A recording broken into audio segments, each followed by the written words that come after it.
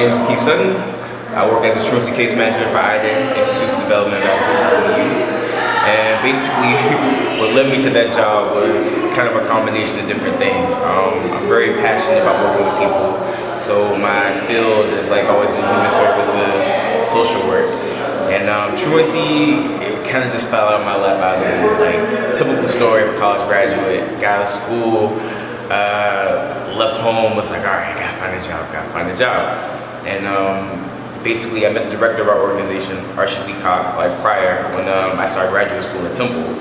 And basically, it was more so just to be an intern. And next thing I knew, they had a case management position open. I applied, and he was like, I can get a guy for the position, and they gave it to me. Interesting thing about this job was that I never imagined myself working with high school kids, middle school children, elementary students. And what makes it so weird is the fact that, for me personally, my personal story is I tried to avoid school because reality situation was, for me, from elementary all the way to high school, it was probably one of the hardest times ever. Socially, I was awkward, I was very quiet, never really fit in, didn't know my place. So basically, it was a lot of bad things that happened, bullying, teasing, you named it, it probably happened. So for me personally, it was more so just saying, once I graduated, I'm gonna close those wounds, hide those scars, and bury that, and leave that in the past, and just move forward. But things happen for a reason, and things come full circle. So when I found myself in this position of working with students, going back into schools, it kind of opened up a lot of different things for me. It was a rush of different emotions. But in a way, I'm kind of glad that it happened because it was therapeutic in the sense that it made me address some of the things in my past that I felt I wanted to just completely forget.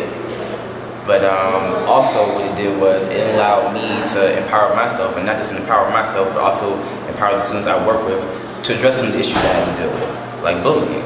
When I was being bullied, I didn't tell anybody. I felt I couldn't go to my parents because that was only to make the situation worse. So I just kept quiet, and it just went on and on and on and on until something really dramatic happened that forced me to have to have those conversations. But now that I'm working with these kids, I tell them off the bat, this is the conversation you need to have. You can't have it with your parents, you can have it with me. You feel you can't have it with me, have it with your best friend. Just have it with somebody. You can't just keep it bottled up because one, it's not gonna change anything. Two, you're only gonna be more frustrated and angry at yourself because you feel you're just letting this go on, you're not doing anything about it, you're not being proactive.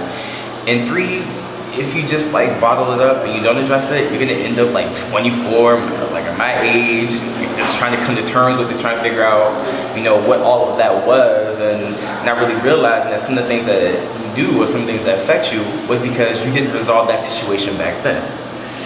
And so, in turn, dealing with all of that has also made me understand what it really means to be a man, particularly a black man, which is you have to face things head on. There's no, okay, I'm just gonna bury this and just not think about it anymore. No, because what we don't realize, what we fail to realize, is that the things that we bury, the things that we try to cover up, the things that we try to hide, are the things that come back and haunt us as adults.